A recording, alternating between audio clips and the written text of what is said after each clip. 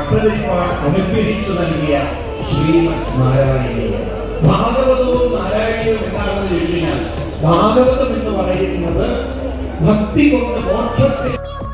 കൊണ്ട് മോക്ഷത്തിലേക്കാണ് ഉയർത്തുന്നതെങ്കിൽ, നാരായണീയം എന്നത് ഭക്തി കൊണ്ട് ശക്തിയിലേക്ക് മോക്ഷത്തിന്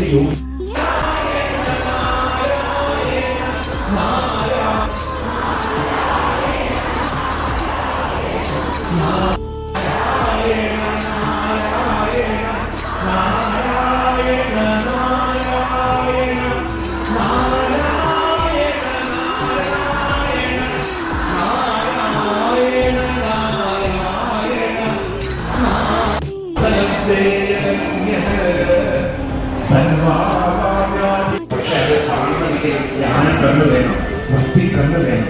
പലരുടെയും ഗുരുവായൂർ വരുന്നുണ്ട്.